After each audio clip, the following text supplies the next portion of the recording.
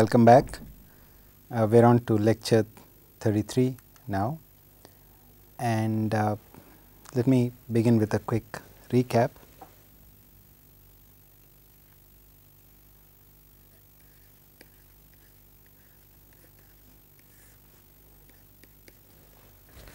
Last time we looked at Gallagher's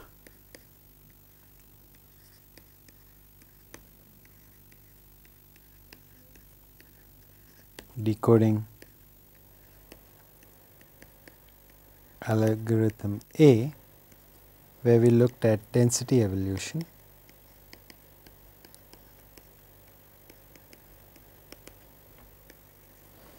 and then actually proved a statement that I had made earlier,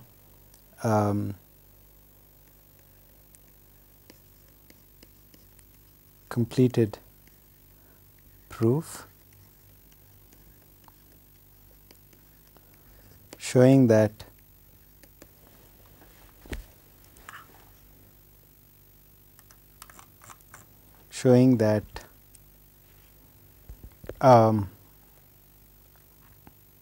assuming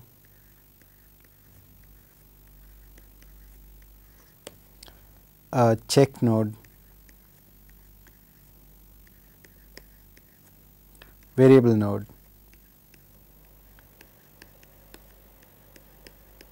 and channel output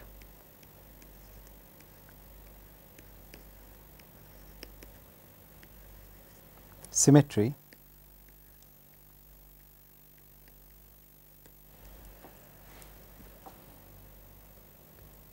one can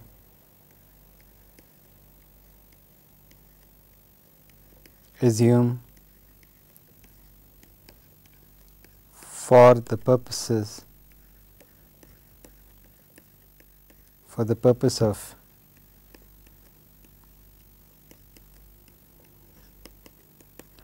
estimating error probability that the all one code word was transmitted.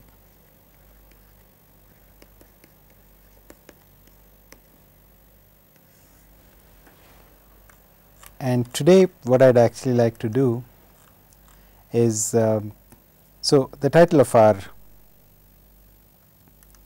lecture today is more or less the same as the title last time. We did not quite get to belief propagation decoding. So, BP here stands for belief propagation. So, we did not really get to belief propagation decoding of LDPC codes.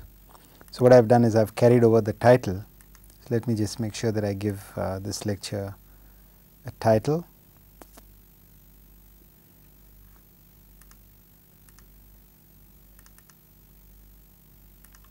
Okay, very good.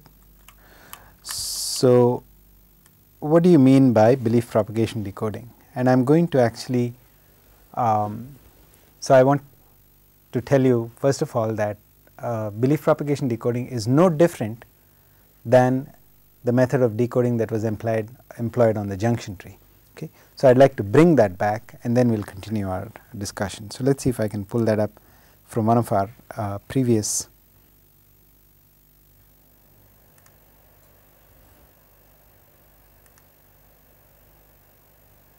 Okay, so this will actually suffice, although I may have another lecture which describes the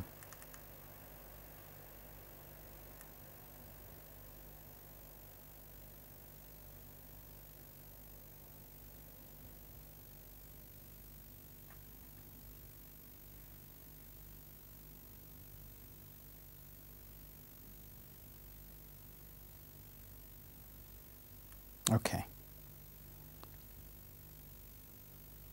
So, let me just pick this particular page, put it into our current lecture.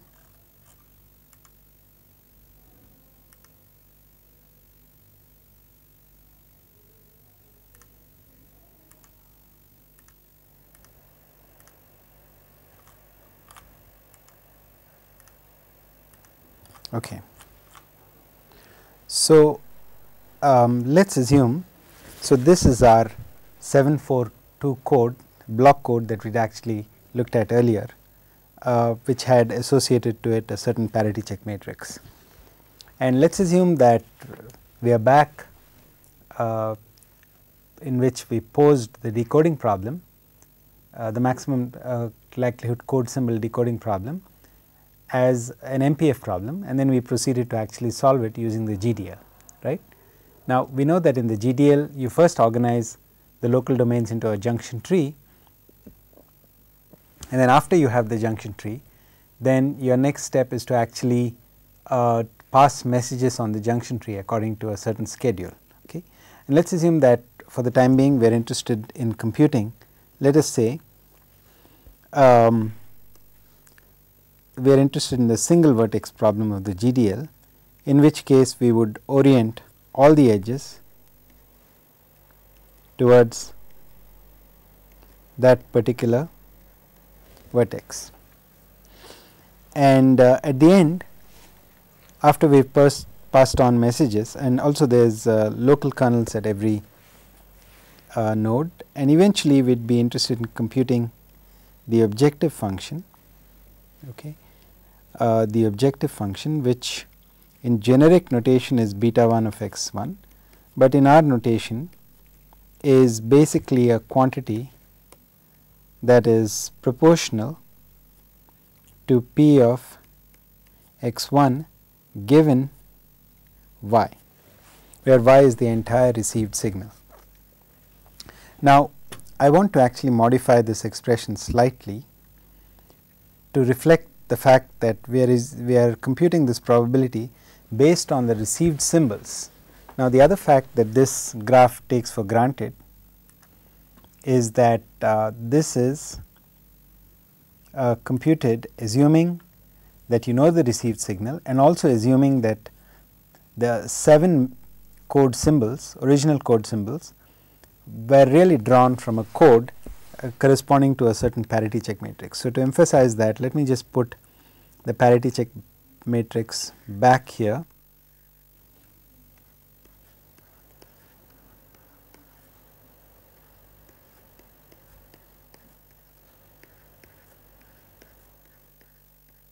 So, this is the parity check matrix H of the code,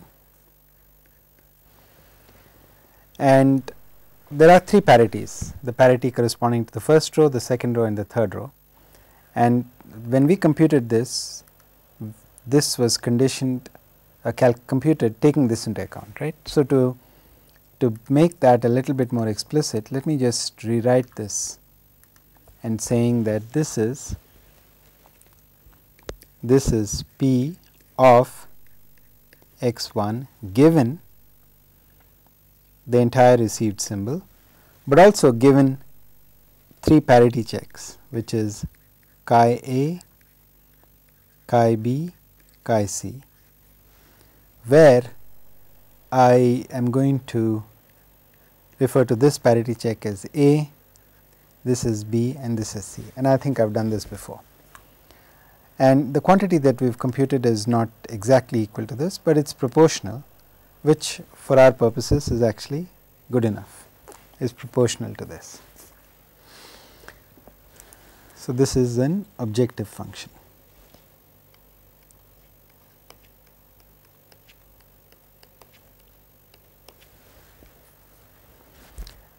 Now, on the other hand, supposing, so we know what this message is, but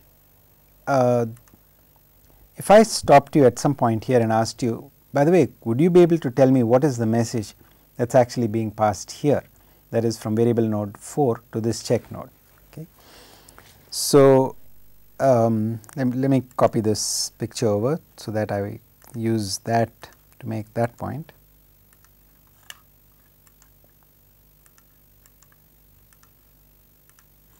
Okay. So, this time let us say that my focus is on the message that is going on over here and not so much on the objective function there. And we already know that we are working with this particular code. but I ask you, what is the message that's actually being passed across this barrier, across this edge?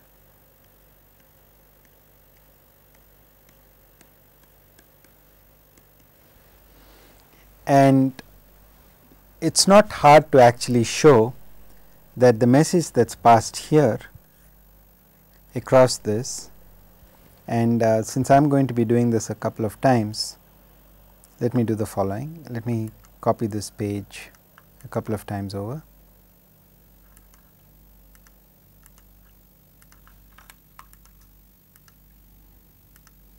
Okay. So, across this, what I am actually computing, you can show, is in analogous fashion what you are actually computing is P of x 4 given some evidence. So, this node is passing on its belief about x 4 given all the evidence that it has received. In particular, it has received information about y 3, y 5, y 6, y 7 as well as y 4, and in addition it also knows about the presence of these two parity checks. So, we can actually say that the message that is being passed is proportional to x 4 given y 3, y 4, y 5, y 6, y 7. It is also been given knowledge of the presence of these two parity checks.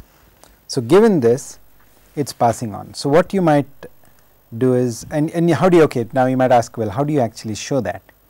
So, if you actually try to formulate this as an MPF problem, and you try to just the way as we formulated the problem of code symbol decoding of x1 as an MPF problem, if you do that, then you will come up with a junction tree which is precisely the portion of the junction tree that is below this dotted line. So, this is what you will come up with, and you will find that then you are actually computing an objective function which is precisely this.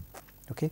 So, that is a good way to look at it. So, if you want to actually see what is the message that is passing across any node, you can just isolate the part that is before that from which messages are being passed and say, look, I understand what this little network here is doing, because it is a junction tree set up to solve it.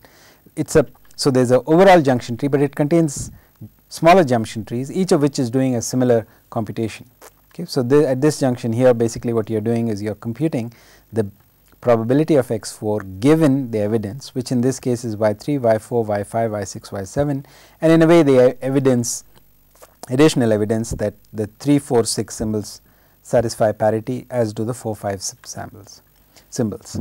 And you can interpret this as a belief. So, this can be regarded as the current belief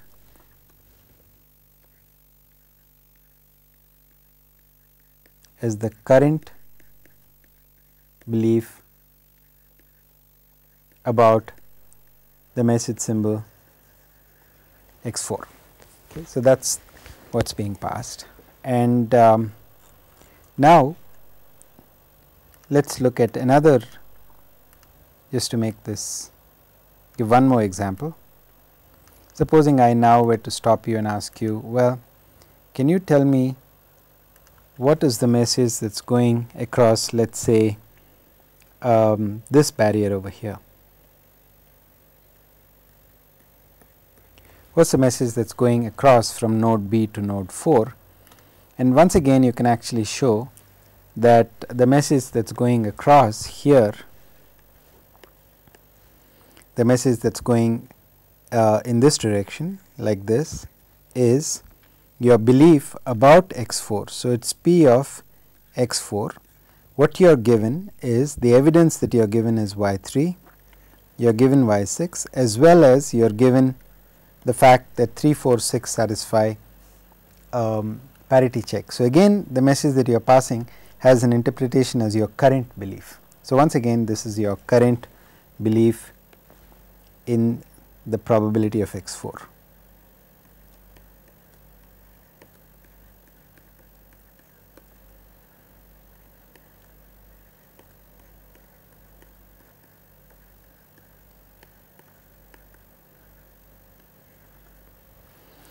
All right. So, now in this context we understand that the messages that are passed are being passed across the network have an interpretation as beliefs. Okay. So, that is clear. Now, we want to actually move on to talking about LDPC codes. So, let me just to give you a sense of the context, let me pull up our one of our early lectures on LDPC codes.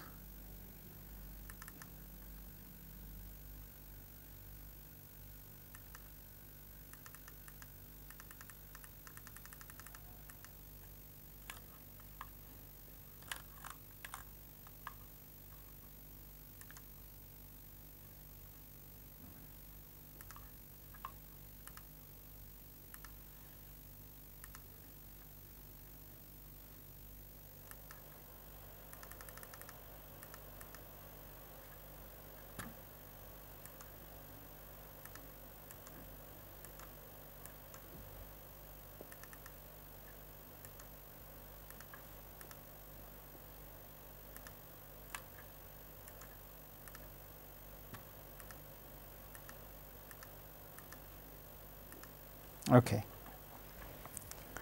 So, now supposing we are now working in the context of LDPC codes, and I want to talk about the messages that are being passed and interpret them as beliefs. So, the question is, can I really extrapolate from what I saw in the junction tree to this more general setting, and I want to make that connection. So, here this is just to give you the setting.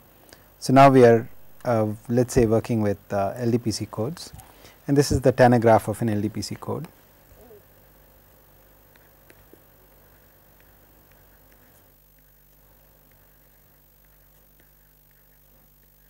So, now what I would like to do is to say, supposing okay, I actually unravel the tanagraph, that is that I am passing messages back and forth from left to right and right to left in this tanagraph.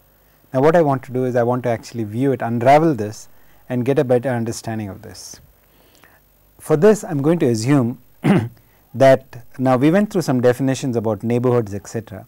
So, I am going to assume that the neighborhood of every edge to depth 2L is tree like. Okay. So, let us put that assumption down.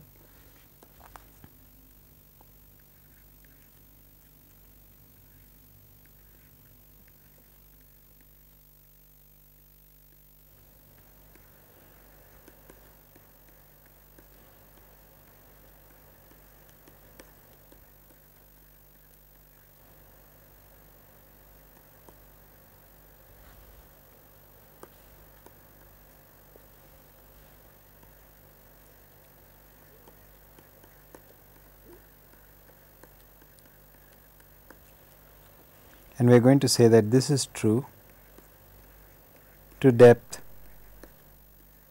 2L. Okay. So, the if it is a, so the notation for this was n sub e for the L, and let us make that a directed, and then we would have a 2L. So, we assume that this is tree like. Now, I am going to, this edge could either be going from a variable node to a check node or a check node to variable node. In this particular instance, let me consider unraveling it from a particular variable node. And if you draw this out, so let me see if we have such a figure available previously.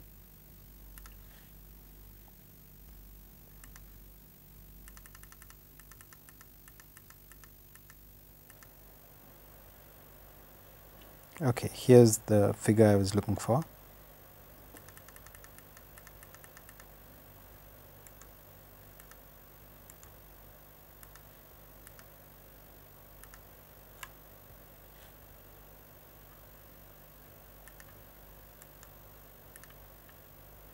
All right, here we go. So, let me delete some of these comments that we won't need here today.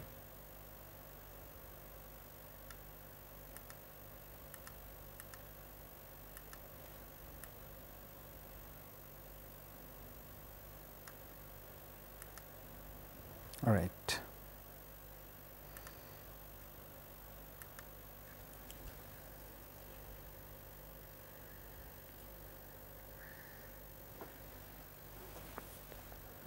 Now, I am thinking of this figure here, and I think we have done this before. I am thinking of this graph here as an unraveling of this. That is, I am looking at a particular iteration. Let us say I am looking at, so here what we have is in this figure you have a 0th iteration where you are actually passing messages from the variable nodes to a check node. Thereafter you start the first iteration, and this is the beginning of the second iteration. Okay. And in the second iteration, at the second phase of this, so each iteration has a phase, the first phase being when you pass messages from a channel node, from a check node to a variable node, and in the second phase where you actually go backwards from the variable node to the check node. So, here now I am interested in particular in the message that is going across, let us say over here. So, this is from a variable node to a check node, and let us pretend that we are looking at the second phase of the second iteration, right. So, the first phase actually started here, the second phase is that, and we will assume that the neighborhood is tree like, okay. So that all these of this particular edge is tree like, and I guess to depth 4, which means that all the nodes are distinct as shown here. Now, okay, what is the relation from this between this and what we have been discussing? What I want to actually say is that under the assumption of a tree like neighborhood, you can actually view this as a junction tree. Okay. In fact, it is a junction tree. It's the junction tree. In fact, not only is it a junction tree, it is the junction tree that you will end up if you are trying to actually set up the problem of code symbol decoding of this particular symbol here. So, okay, I said this is a junction tree. So, what is that junction tree computing? Let me just redraw that a little bit better first.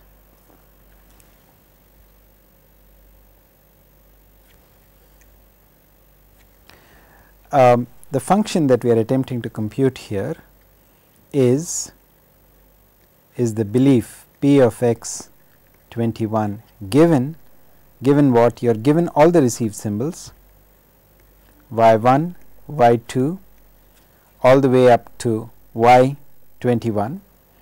You are also given all the check symbols ranging from a, b all the way up to chi sub I.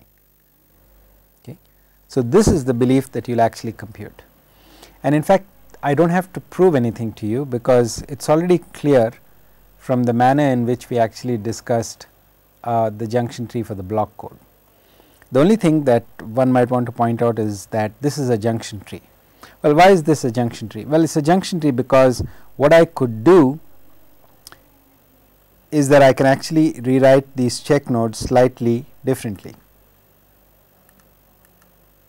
Okay. For example, this check node over here, I can write it as the check node, and I will write it in red so that it stands out, 1 to 17, and this check node here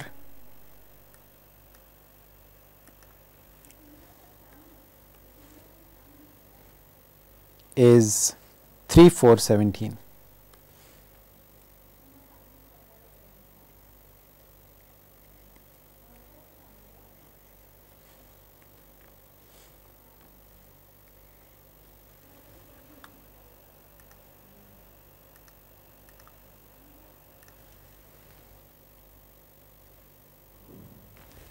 Okay. So, now if you actually replace all the check nodes where I have actually introduced letters by these symbols, then you actually see that this is a junction tree, because now supposing you project onto the code symbol onto the variable 2, which stands for x2, then you can see that the projection is connected. Similarly, if you project onto 17, you will notice that actually this one here would be replaced by, so let us replace this as well.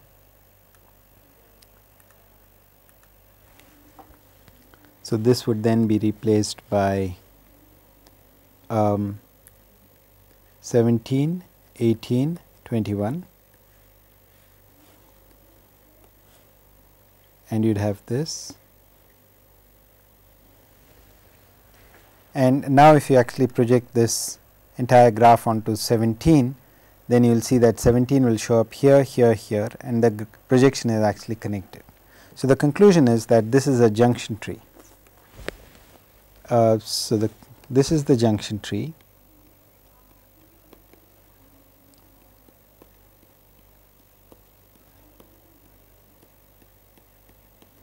that one would obtain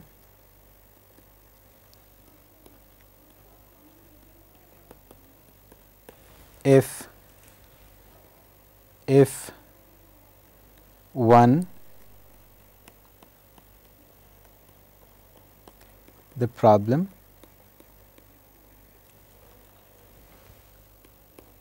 of computing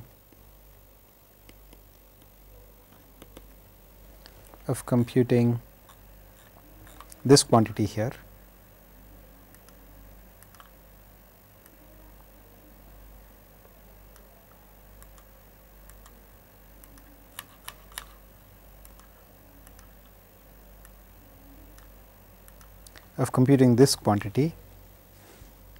as an MPF problem. Okay. So, what that means is that if in the tanagraph we were to pass messages, so this is important, perhaps I should have said this earlier. If in the tanagraph we were to pass messages in just the same way as we passed messages on the junction tree of our earlier example block code, then assuming that the neighborhoods are tree like, then you would have the same situation as with the block code, and the messages that you passed could be regarded as beliefs. Okay, so, I will write that down also.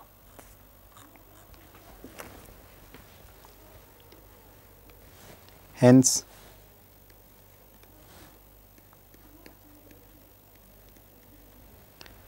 we can hence if we pass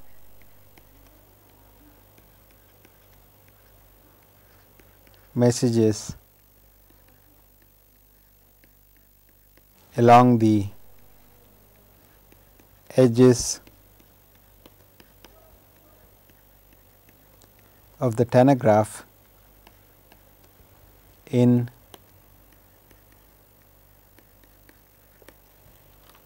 exactly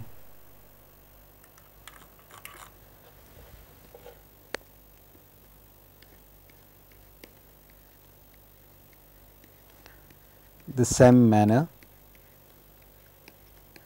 as in the case of messages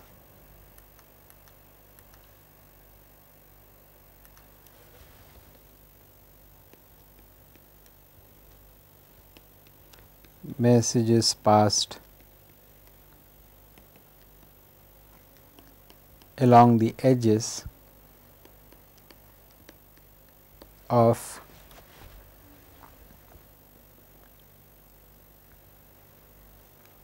the junction tree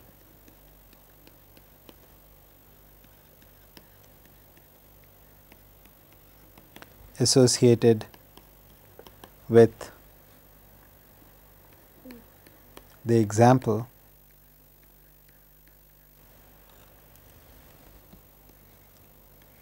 seven 4 2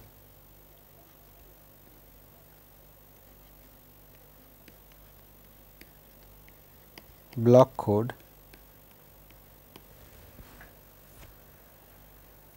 then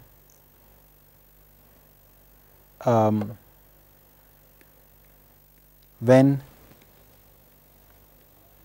edge neighborhoods are tree like,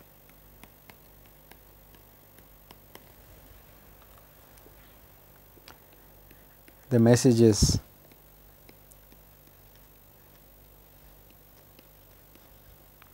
passed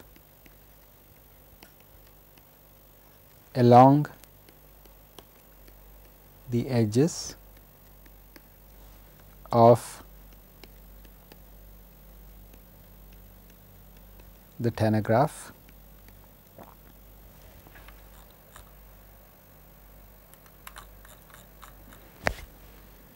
can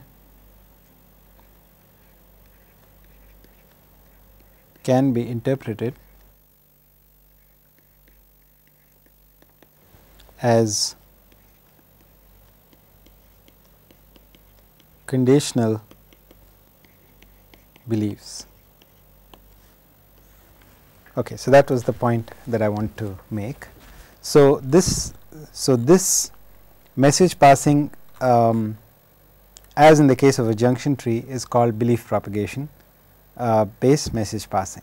Okay, so from now on we will assume that messages are passed accordingly. So then now let us take a look at the message in general that is passed at a check node. So belief propagation based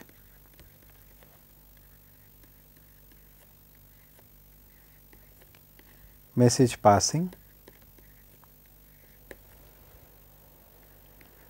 in more detail.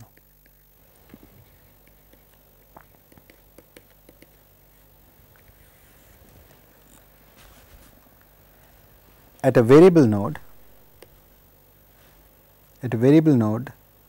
let us say corresponding to xt, then you would first of all have an incoming local kernel,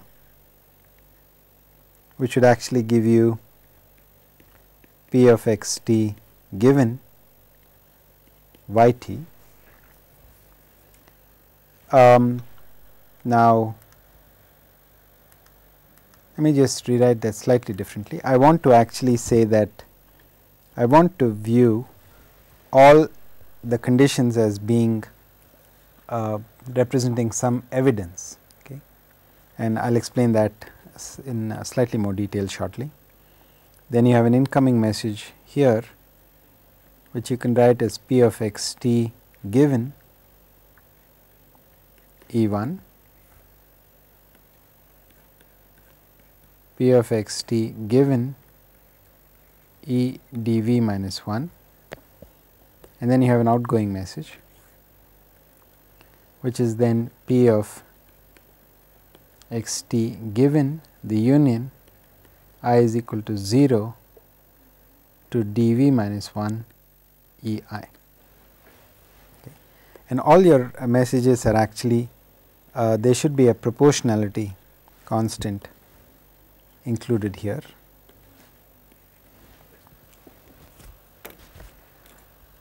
All right. So, hopefully from the discussion that I just told you, this part is actually clear. That is, every message that is being passed is actually because we saw that here, right. I mean, because we saw that let us take for example here, the message that was passed here was an indication about the belief of x4 based on these, right. At a different junction here again it was the belief about x4, but based on more evidence. So, the evidence here in this particular case, for instance, was based on received symbols y3, in y3, y4, y5, y6, y7, as well as these two parity checks.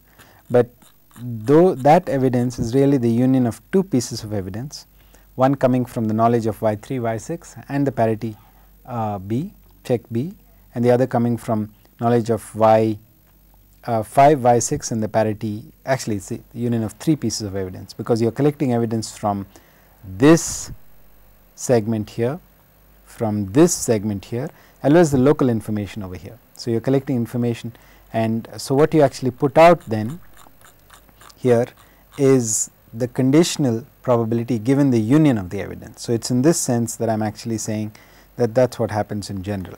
So, in general you are passing messages like this, and what do you have to do this? So, the actual message is proportional to these quantities, but you pass messages just the way you would do on the junction tree. You would take the incoming messages, you would take your local kernel and you will form the product. Remember that the message that you are passing is really a vector, because this function you have to pass this function means you have to pass this quantity as a function of x t. Since x t can take on values either 0 or 1, you are actually passing a vector with 2 components, right. So, that is what is happening here. However, we want to now, since the 2 quantities of the vector that you are passing are really probabilities and their sum is 1, it is reasonable to assume that you could get away by just passing a single probability instead of a pair of probabilities. So, it turns out that you can do that, and you can end up by just passing likelihood ratio. So, let me show how that actually works.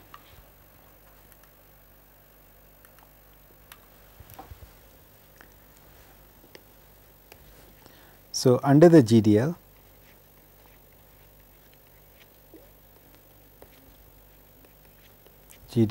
we have that P of x t union I is equal to 1 to dV minus 1 of E I is proportional to the product j is equal to 0 to dV minus 1 P of x t given E j.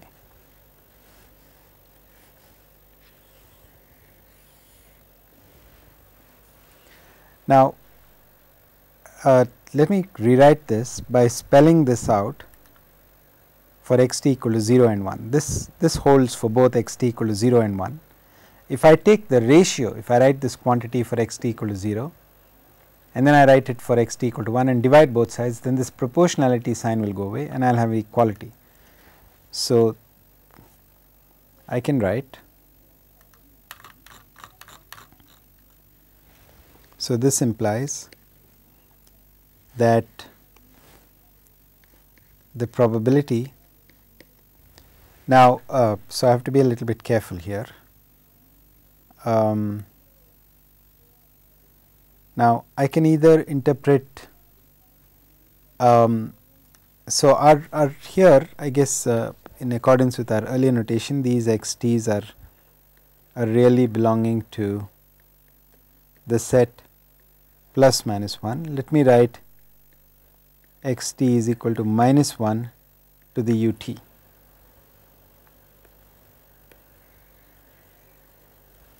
So, then u t is either 0 or 1. So, I can instead write this as the probability of, so I can say that probability of x t equals 1 given the union of the E i's divided by the probability of x t equal to minus 1 given the union of the E i's is equal to the product j is equal to 0 to dV minus 1 probability x t equal to 1 given E j divided by the probability x t is equal to 0 given E j.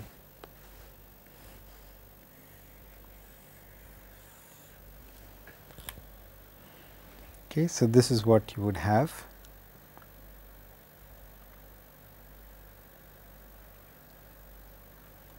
And in terms of if I switch this and were to rewrite this in terms of not the x j's, but rather the u j's,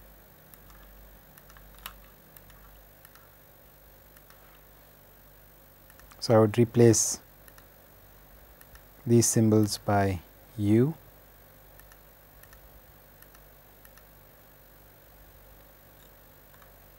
this should have been minus 1, excuse me. So, I can write here minus 1. So, I can write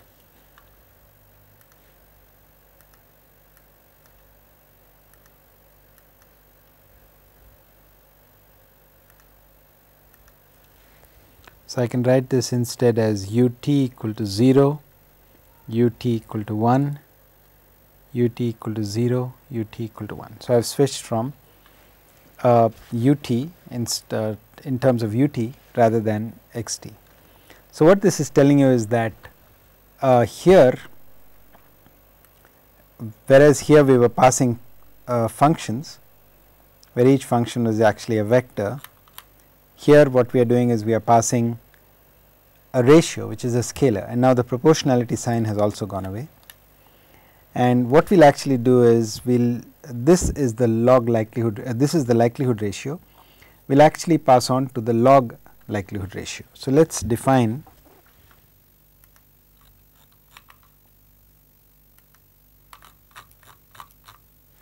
Lj to be ln of p of u t equal to 0 given E j divided by p of u t equal to 1 given E j. And let us also denote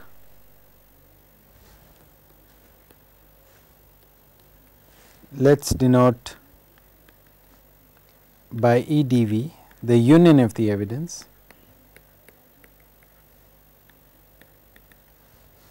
okay. So, let us take these two definitions. Then if I call this equation 1,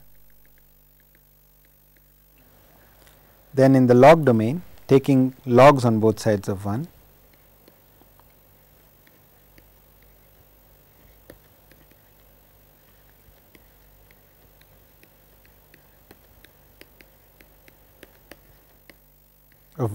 gives us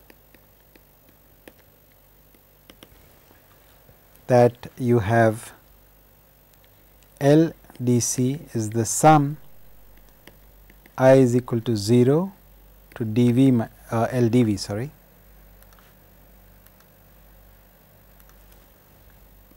is the sum L I is equal to 0 to dv minus 1.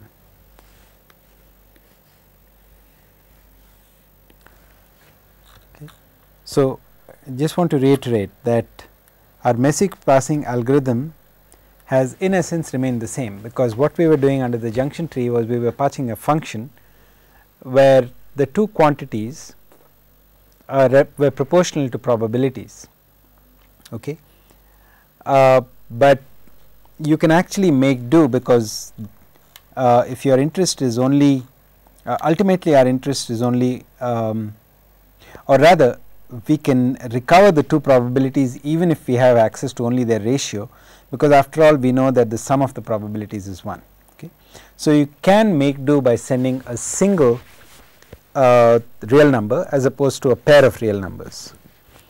There is a slight increase in the complexity of the operation that is carried out at the check node. At the variable node, things perhaps even become simpler, because now you have a view that rather than passing these conditional beliefs which we had here, we are now going to have the same diagram, that except that we are actually going to pass we are just going to pass likelihood ratio. So, let me just draw such a graph.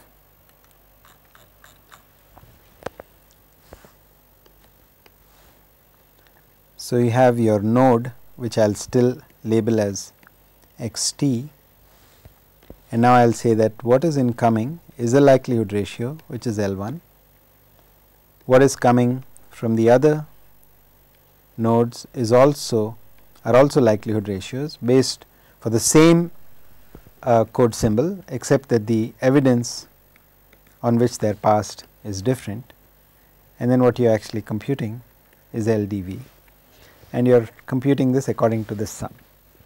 Okay. So, this is the message passing that is carried out at a variable node. Now, what happens at a check node? At a check node, things are a little bit more complicated. So, in terms of functions, there is no problem, because if we know that if you have, let us say, a check node,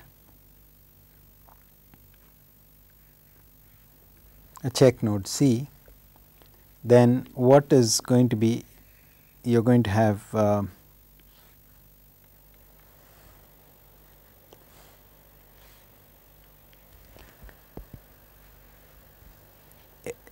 when we were passing beliefs earlier. So, under the belief messages where quantities, so this would be proportional. Let us say that at the other end of this there was the variable x1, and let us say that here this corresponds to x dc minus 1, and let us say that this corresponds to x dc. And so, these respective beliefs, so this belief would actually be proportional to p of x1 given some evidence. This would be proportional to p of x dc minus 1 given some evidence, and what the message that is actually going out would then be p of x dc given the union of this evidence.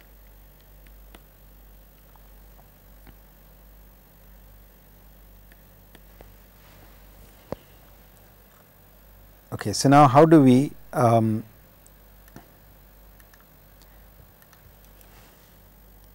in every instance it is proportional to.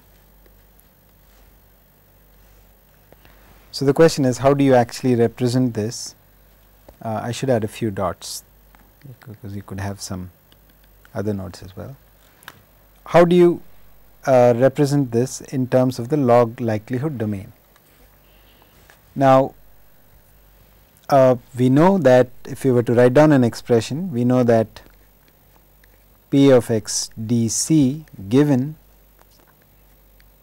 the union of the evidence is proportional to the not sum over x dc of the product j is equal to 1 dc minus 1 p of x j given E j. So, that means that here what is happening is that you are doing message passing, you are taking all the incoming messages, then you are marginalizing. Now, this parity check would typically be associated in the under the GDL to the following set of variables. You would have x1, x2, x dc. So, you might write this node in this format, and now when you see that, you will see that the outgoing message must marginalize with respect to all the other variables except x dc. So, that is what this not sum represents. It means that you are marginalizing or summing over all possible values of the remaining variables. All right. You can turn it into an expression using involving likelihood ratios as follows. This is a little bit of a trick. So, we will sum, we will take this quantity and sum over u dc equal to 0 to 1. Now, I am going to switch to the u's rather than the x's.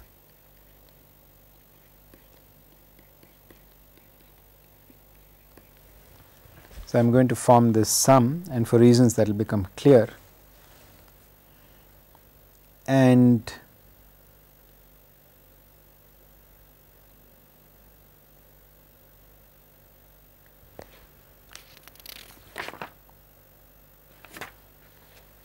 this is going to be proportional to the sum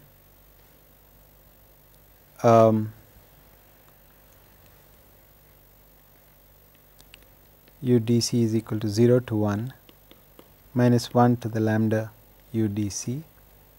The the sum u1 through u dc minus 1 subject to sigma uj is equal to ugc. And here you would have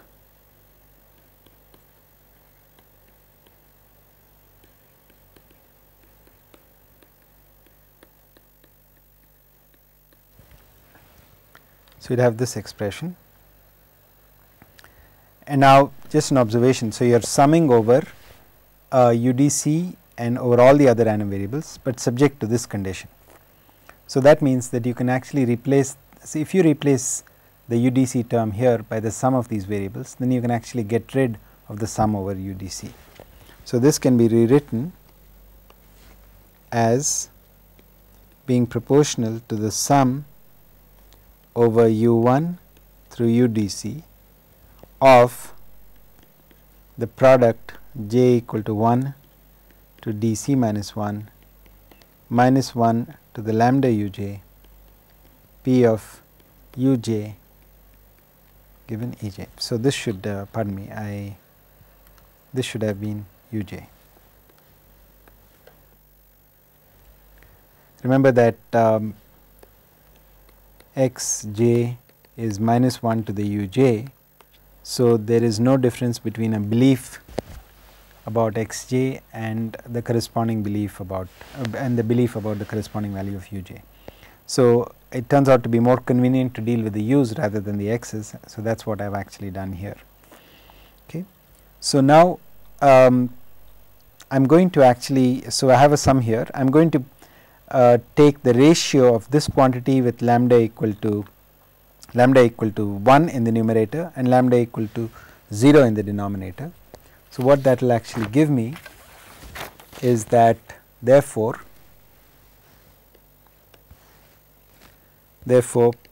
P of UDC equal to 0 given EDC minus P of UDC equal to 1 given EDC divided by the sum P of UDC equal to 0 plus P of UDC equal to 1 given EDC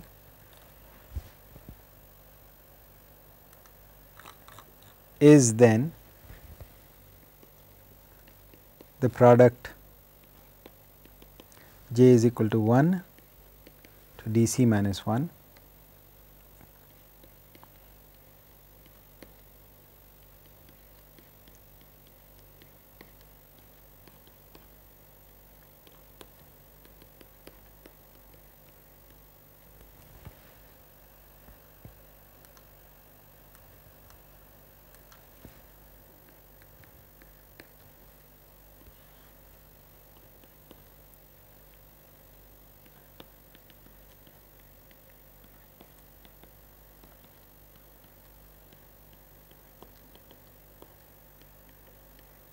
Okay. So, I have this sum, and now you can see the connection with log likelihood ratios, because this can be rewritten in terms of log likelihood ratios because I am just going to divide, let us say I divide this by P of UDC equal to 1. So, I will get the likelihood ratio here minus 1 and similarly over here.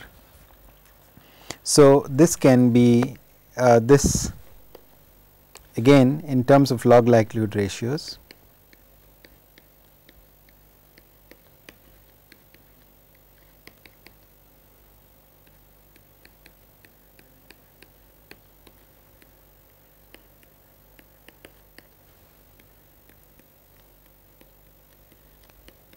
Reduces to